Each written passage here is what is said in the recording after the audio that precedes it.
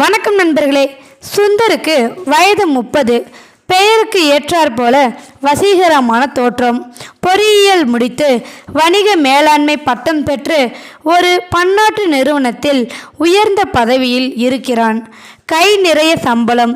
வேலை நிமித்தமாக உள்நாட்டிலும் வெளிநாட்டிலும் வலம் வருபவன். சுந்தர் வேலையில் சேர்ந்தவுடனேயே அவனுக்கு தகுந்த வாழ்க்கை துணைவியை பெற்றோர் தேட ஆரம்பித்தனர். கல்லூரியில் படிக்கும்போது நன்கு படித்து வாழ்க்கையில் முன்னேற வேண்டும் என்ற லட்சியத்துடன் இருந்த சுந்தருக்கு கனவு கண்ணி என்றும் எவரும் இல்லை. அவனுடைய அறிவிலும் நடத்தையிலும் கவரப்பட்டு அவனிடம் பேச வரும் பெண்களிடமிருந்து அவன் ஒதுங்கியே இருந்தான். குடும்பம் செல்வ செழிப்பில் மிதந்து கொண்டிருந்தது. தந்தையின் பெயர் கார்த்திக். அவருடைய பெயரை சொன்னாலே பலருக்கும் தெரியும். சுந்தரின் நண்பர்கள் சொல்வது, சுந்தர், உனக்கென்ன குறை? பார்க்க நன்றாக இருக்கிறாய், நல்ல வேலை, கை நிறைய சம்பளம். உன் தந்தையோ ஊரறிந்த மனிதர், நீ செல்வந்தரின் ஒரே மகன். உனக்கு பெண் கொடுக்க போட்டி போட்டு கொண்டு வருவார்கள். திருமண துணை தேட உதவும் பல மையங்களில் சுந்தரின் தாயார் அவனுடைய விவரங்களை பதிவு செய்து வைத்திருந்தாள். அதை தவிர நெருங்கிய நண்பர்கள் மற்றும் உறவினர்கள் மூலமாகவும் முயற்சி செய்து வந்தார்கள். நம்முடைய மகனின் விவரங்களை பார்த்தவுடன் வரம் கேட்டு நிறைய மனிதர்கள் வருவார்கள் என்பது தாயாரின் எதிர்பார்ப்பு. என் பெயரும் போட்டிருக்கிறாய் அல்லவா? அதை பார்த்தவுடன் நம் குடும்பத்தின் சம்பந்தம் விரும்பி ஆவலுடன் வருவார்கள் என்றார் கார்த்திக். ஆனால் பல தகவல் மையங்களில் பதிவு செய்தும் எதிர்பார்த்த அளவு வரன்கள் வரவில்லை. காரணமும் தெரியவில்லை. ஆனால் நடப்பது என்ன? 3-4 வருடங்களாக பெண் பார்க்க ஆரம்பித்தும் அவனுக்கு ஏற்ற பெண் கிடைக்கவில்லை. ஜாதக பொருத்தம் பார்த்து ஆணும் பெண்ணும் பொதுவெளியில் சந்தித்து ஒருவரையொருவர் புரிந்து கொள்ள முயற்சித்து பின்னர் நிச்சயதார்த்தம் செய்ய நாள் குறிக்க வேண்டும். எல்லாம் அமைந்தால்தானே. வந்த சிலவற்றில் ஜாதகம் பொருத்தம் இருக்கவில்லை.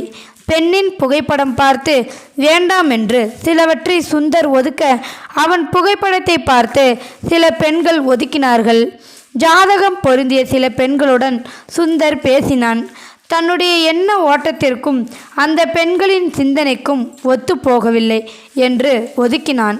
கடைசியில் ஒரு பெண்ணுடன் 2-3 முறை பேசிய பிறகு கருத்தொற்றுமை இருக்கிறது என்று அவர்களுக்கு தோன்றியது. அந்த பெண் தன்னுடைய பெற்றோரிடம் சொல்லி மேற்கொண்டு செய்ய வேண்டியதை முடிவு செய்யலாம் என்றாள். கடைசியில் எனக்கு ஏற்ற துணையை கண்டுபிடித்து விட்டேன் என்ற மகிழ்ச்சியில் அம்மாவிடம் நல்ல செய்தி சொன்னான் சுந்தர். ஆனால் 2 நாட்களுக்குள் பெண்ணின் அம்மா ஃபோனில் கூப்பிட்டு பெண்ணிற்கு இந்த சம்பந்தத்தில் விருப்பமில்லை என்று கூறிவிட்டாள். பல ஜோசியர்களை சென்று பார்த்தார்கள். ஜாதகத்தில் தோஷம், பரிகாரம் செய்ய வேண்டும் என்று சொன்னதையும் செய்தார்கள். நாகதோஷம் விலக காலசக்தி குலதெய்வ கோயிலுக்கு சென்று வழிபடுதல், திருமண காரியங்களில் போய் கலந்து கொள்ளுதல், எந்த பரிகாரம் சொன்னாலும் தட்டாமல் செய்தார்கள். ஆனால் பலன் எதுவும் கிடைக்கவில்லை. சுந்தரை விட குறைவாக படித்த நண்பர்களுக்கெல்லாம் திருமணம் முடிந்து வாழ்க்கையில் நிலைத்து விட்டார்கள். பாவம் சுந்தர். அவனுக்கும் காரணம் தெரியவில்லை. கார்த்திக் தன்னுடைய நெருங்கிய நண்பரிடம் தன் மகனின் கல்யாணம் ஏன் கைகூடி வருவதில்லை என்று வருத்தப்பட்டார். என்னுடைய நண்பர் தனியார் துப்பறியும் நிறுவனம் நடத்தி வருகிறார். அவரிடம் ரகசியமாக இதை பற்றி விசாரிக்க சொல்கிறேன், உனக்கு விருப்பம் இருந்தால் என்றார். கார்த்திக் விரும்பவில்லை என்றாலும் காரணம் தெரிந்து கொள்வது மன நிம்மதிக்கு அவசியம் என்று உணர்ந்தார்.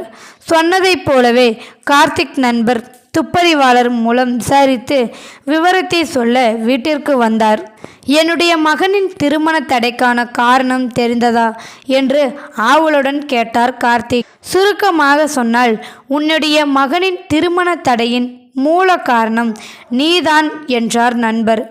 நான் எப்படி காரணமாக இருக்க முடியும் என்று ஆச்சரியப்பட்டார் கார்த்திக். உன்னுடைய தொழில் என்ன என்று கேட்டார் நண்பர். தொலைக்காட்சிக்கு தொடர்கள் எழுதி இயக்கியும் வருகிறேன் என்றார் கார்த்திக். அதுதான் காரணம். உன்னுடைய தொலைக்காட்சி தொடர்கள் பெரும்பாலும் குடும்ப கதைகள். மருமகளை கொடுமைப்படுத்தும் மாமியார் தவறு செய்கிறாள் என்று தெரிந்தும் அவளை தட்டி கேட்க துணிவில்லாத மாமனார், அம்மாவை கண்டு பயப்படும் மகன். இப்படி உன்னுடைய தொடரில் உள்ளது போலவே உன்னுடைய வீட்டிலும் நிலைமை இருக்குமோ என்று பயந்து பெண் கொடுக்க தயங்குகிறார்கள். திகைத்து நின்றார் சுந்தரின் தந்தை கார்த்திக். இந்த வீடியோவில் கருத்து உங்களுக்கு கண்டிப்பாக பிடிச்சிட்டு நினைக்கிறேன். பிடிச்சிருந்தா லைக் பண்ணுங்கள், ஷேர் பண்ணுங்கள், கமெண்ட் பண்ணுங்கள், மறக்காமல் சப்ஸ்கிரைப் பண்ணுங்கள். தேங்க்யூ ஃபார் வாட்சிங்.